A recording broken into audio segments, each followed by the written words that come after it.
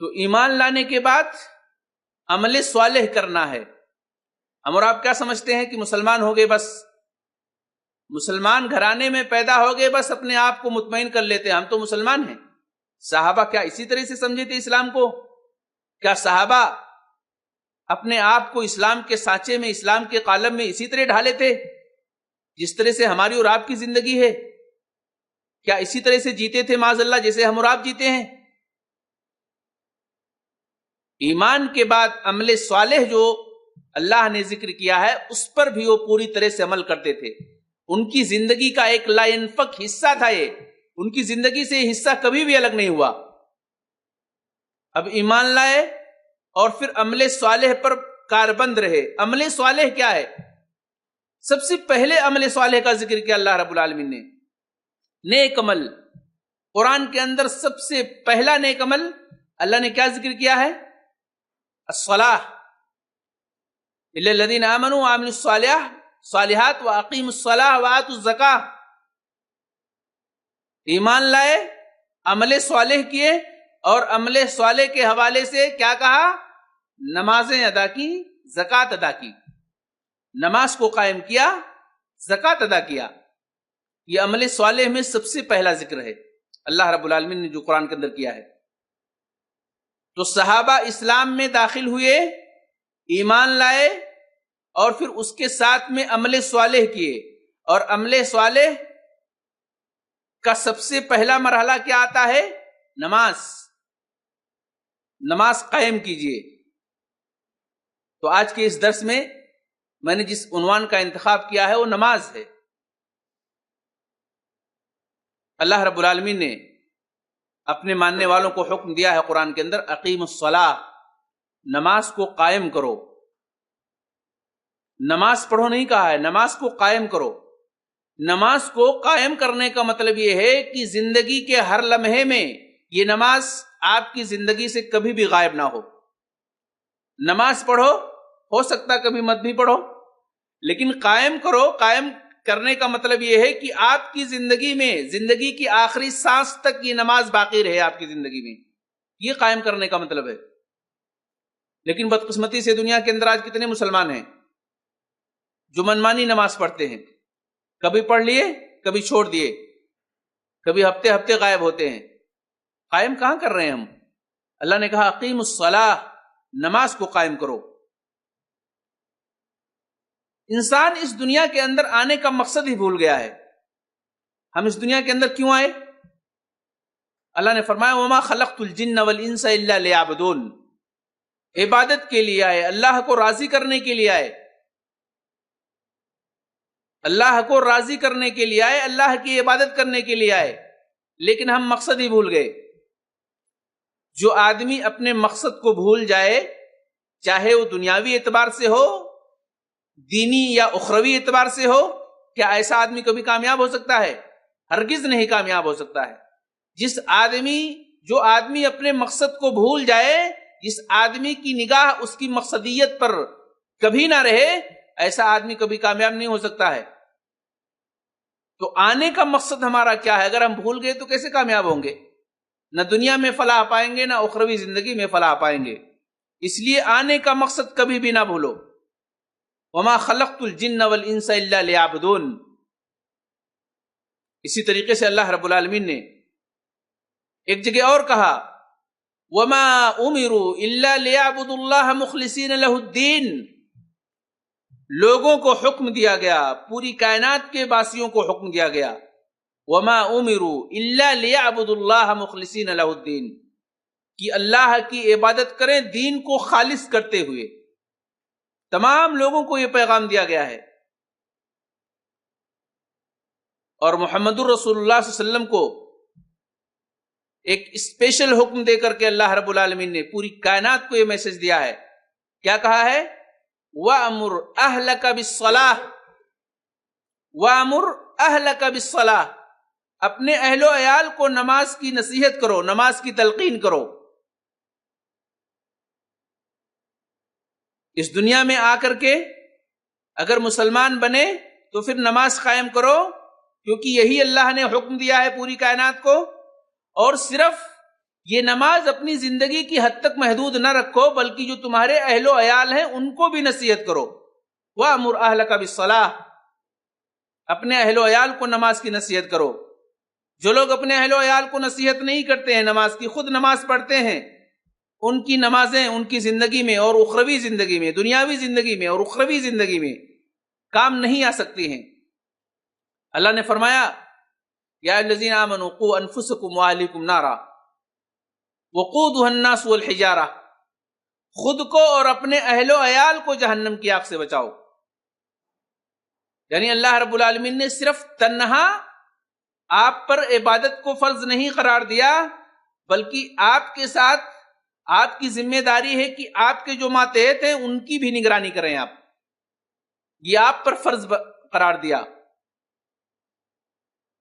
یا الذین آمنوا قوا انفسکم واہلیکم نارا وقودها الناس والحجارہ، خود کو اور اپنے اہل و عیال کو جہنم کی آگ سے بچا لو۔ اور پھر اس آیت کے اندر اللہ نے کیا کہا؟ وَأَمُرْ أَهْلَكَ بِالصَّلَاةِ، اے نبی آپ اپنے اہل و عیال کو نماز کی نصیحت کرو۔ اسی طریقے سے اللہ نے ایک جگہ اور فرمایا حافظوا علی الصلوات، نمازوں کی حفاظت کرو، نمازوں کی پابندیاں کرو۔ کیوں؟ اس لیے کہ جو لوگ نمازوں کی حفاظت کرتے ہیں، نمازوں کی پابندیاں کرتے ہیں، حقیقت میں وہی مومن ہیں، حقیقت میں وہی مومن ہیں۔ اللہ نے اس حقیقت کو اس طرح سے بیان کیا ہے الذین یقیمون الصلاۃ ومما رزقناہم ينفقون اولئک هم المؤمنون حقا، جو لوگ نماز کو قائم کرتے ہیں اور اللہ کی دی ہوئی روزیوں میں سے خرچ کرتے ہیں، اولئک هم المؤمنون حقا، یہی لوگ حقیقت میں مومن ہیں، ایسے ہی لوگ حقیقت میں ایمان لانے والے ہیں، ایمان رکھنے والے ہیں۔ اور پھر اس کے بعد ایک بہت عجیب بات کہی اللہ رب العالمین نے، بہت بڑی اور عظیم بات کہی ہے۔ کیا کہا؟ وَأَقِيمُوا الصَّلَاةَ وَلَا تَكُونُوا مِنَ الْمُشْرِكِينَ، نماز کو قائم کرو، مشرکوں میں سے نہ بنو۔ اس آیت کریمہ سے کیا بات معلوم ہوئی؟ جو لوگ نمازوں کو قائم نہیں کرتے ہیں وہ اہل شرک اور کفر کے راستے پر چلتے ہیں۔ اقیموا الصلاۃ ولا تکونوا من المشرکین، مشرکینوں میں سے نہ بنو۔ پتہ یہ چلا کہ نماز کا قائم نہ کرنے والا آدمی یہ مشرکوں میں سے ہے۔ اور اللہ کے نبی علیہ الصلوۃ والسلام نے اس کی وضاحت کی ایک حدیث کے اندر کہ اسلام کفر اور شرک کے درمیان جو خط امتیاز ہے، جو فرق کرنے والی چیز ہے، وہ نماز ہے۔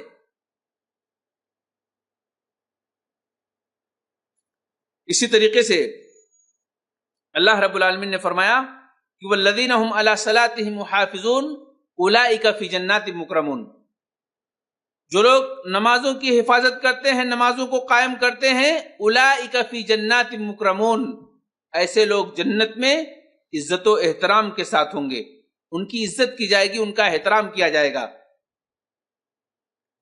اور پھر ایک جگہ اللہ نے فرمایا قد افلح المؤمنون الذین هم فی صلاتهم خاشعون، ایسے تمام مومنین کامیاب ہیں جو اپنی نمازوں میں خشوع اور خضوع برتتے ہیں، نماز پڑھتے ہیں، نمازوں کے ساتھ خشوع اور خضوع بھی برتتے ہیں، ایسے تمام اہل ایمان کامیاب ہیں۔ اسی طریقے سے ایک جگہ اللہ نے فرمایا ہدی و بشری للمؤمنین، ہدایت ہے، بشارت ہے ان مومنوں کے لیے جو نماز کو قائم کرتے ہیں، الذین یقیمون الصلاۃ، جو نماز کو قائم کرتے ہیں۔ تو میرے بھائیوں، عقیدے توحید کے بعد، اسلام میں داخل ہونے کے بعد سب سے پہلی چیز، سب سے بنیادی چیز جو ایک مسلمان پر فرض ہوتی ہے اللہ کی طرف سے، وہ نماز ہے۔ آپ دیکھیے نماز کے بارے میں ہمارا اور آپ کا کیا رویہ ہے، نماز کے بارے میں ہم اور آپ کتنی سستیاں کرتے ہیں، نماز کو کس طرح سے اس کے وقت سے ٹال کر کے ہم بے وقت میں نماز پڑھتے ہیں، اوقات ختم ہو جاتے ہیں تو اس وقت جا کر کے کسی طرح سے نماز پڑھ کر کے اپنے آپ کو مطمئن کر لیتے ہیں۔ بلکہ نماز کی حفاظت کرنی چاہیے، اس کے وقت پر ادا کرنی چاہیے۔ اللہ رب العالمین نے قرآن کے اندر فرمایا کہ نماز اس کے وقتوں پر فرض کی گئی ہے، اس لیے اس کے وقتوں پر ادا کرنی چاہیے۔ اور یہ جان لیجئے کہ نماز، جو لوگ نماز میں کوتاہیاں کرتے ہیں یا نماز نہیں پڑھتے ہیں، ان کے بارے میں کتنی سخت وعیدیں آئی ہیں حدیث کے اندر۔ نبی کریم صلی اللہ علیہ وسلم فرماتے ہیں کہ ہمارے اور منافق کے درمیان جو عہد ہے وہ نماز ہے. جس نے نماز چھوڑ دی اس نے کفر کیا. آپ فرماتے ہیں جس نے نماز چھوڑ دی اس نے کفر کیا. اسی طریقے سے صحابہ فرماتے ہیں کہ ہم لوگ نماز کے علاوہ کسی چیز کو، ترک نماز کے علاوہ کسی چیز کو کفر نہیں سمجھتے تھے. ترک نماز کے علاوہ یعنی جو نماز چھوڑ دیتا تھا اسی کو ہم یہ سمجھتے تھے کہ کفر کے روش پر، کافروں کے روش پر چل رہا ہے. اس کے علاوہ اگر آدمی کی زندگی میں اور کوتاہیاں ہوتی تھیں تو اس کو اس طرح سے ہم نہیں لیتے تھے، اس طرح سے سوچ اس کے حوالے سے ہم قائم نہیں رکھتے تھے. لیکن اگر کوئی آدمی نماز سے پیچھے ہوتا تھا یا نماز چھوڑ دیتا تھا تو ہم یہ سوچ اور فکر اس کے حوالے سے قائم کر لیتے تمام صحابہ کی جماعت کہ آدمی کفر و شرک کے روش پہ چل رہا ہے. اسی طریقے سے اللہ کے نبی علیہ الصلوۃ والسلام فرماتے ہیں جو شخص نماز چھوڑ دے تو اللہ کا ذمہ ایسے آدمی سے ہٹ جاتا ہے. اللہ کا ذمہ ایسے آدمی سے ہٹ جاتا ہے، اللہ اس کی حفاظت نہیں کرتا ہے. پھر عصر کے حوالے سے اللہ کے نبی علیہ الصلوۃ والسلام فرماتے ہیں کہ اگر کسی نے عصر کی نماز چھوڑ دی تو اس کے اعمال باطل ہو گئے. اور پھر اللہ کے نبی علیہ الصلوۃ والسلام فرماتے ہیں کہ الصلوات الخمس والجمعۃ الی الجمعہ کفارۃ لما بینہن، کہ 5 وقتہ نمازوں کا اہتمام اور ایک جمعہ سے دوسرے جمعہ کی ادائیگی، جو شخص اس سارے اعمال کا اہتمام کرتا ہے یعنی 5 وقتہ نمازوں کا اہتمام کرتا ہے اور جمعہ کی ادائیگی بھی کرتا ہے، تو جمعہ کے بیچ میں یعنی 8 دنوں کے اندر جو اس سے غلطیاں ہوتی ہیں اللہ نمازوں کی برکت سے، اس جمعہ کی برکت سے اس کے گناہوں کو معاف فرما دیتا ہے. اسی طریقے سے ایک بہت مشہور مثال دیا اللہ کے نبی علیہ الصلوۃ والسلام نے جس کو آپ جانتے ہوں گے. آپ فرماتے ہیں کہ لوگوں یہ بتاؤ اگر تمہارے گھر کے سامنے سے کوئی نہر جاری ہو اور تم میں کا کوئی آدمی اس نہر کے اندر روزانہ 5 بار نہاتا ہو تو کیا تمہارے جسم پر کوئی میل و کچیل باقی رہے گا؟ صحابہ کہتے ہیں اللہ کے نبی علیہ الصلوۃ والسلام کوئی میل و کچیل باقی نہیں رہے گا. اللہ کے نبی علیہ الصلوۃ والسلام کہتے ہیں کہ یہی معاملہ نماز کا بھی ہے. جو شخص 5 وقتہ نمازوں کا اہتمام کرتا ہے تو اس کے جسم سے بھی کوئی گناہ نہیں، اس کے جسم کے اوپر کوئی گناہ نہیں، اس کی زندگی کے اندر کوئی گناہ باقی نہیں ہوتے. جو کچھ بھی اس نے گناہ کیا ہے اللہ رب العالمین اس کی وجہ سے ختم کر دیتا ہے، معاف کر دیتا ہے. اسی طریقے سے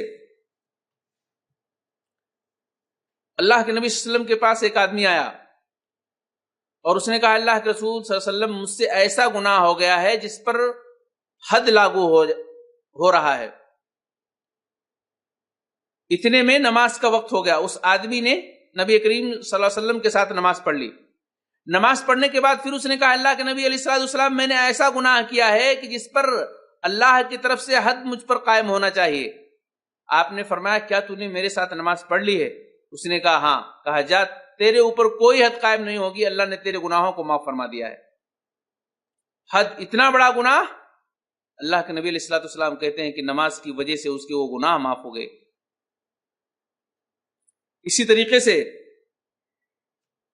نماز پڑھنے سے آدمی کی زندگی سے گناہ کس طرح سے جھڑتے ہیں اس روایت سے آپ پتہ لگائیں. ابو ذر رضی اللہ تعالیٰ عنہ کہتے ہیں کہ رسول اللہ صلی اللہ علیہ وسلم جاڑے کے موسم میں باہر نکلے، پتجھڑ کا موسم تھا. آپ نے ایک درخت کی 2 شاخیں پکڑ کر کے اس کو ہلایا تو سارے کے سارے پتے جھڑنے لگے. آپ نے ابو ذر کو بلایا. ابو ذر نے کہا اللہ کے رسول میں حاضر ہوں. تو آپ نے فرمایا کہ ابو ذر معلوم ہے تمہیں کس لیے بلایا ہوں؟ ابھی تم نے دیکھا کہ کس طرح سے پتے جھڑ رہے تھے. جب مسلمان دنیا کے اندر نماز پڑھتا ہے تو اس کے گناہ ایسے ہی جھڑتے ہیں جیسے اس درخت کے پتے جھڑ رہے ہیں. نماز پڑھنے کی وجہ سے گناہ کس طرح سے جھڑتے ہیں آپ اندازہ لگائیں.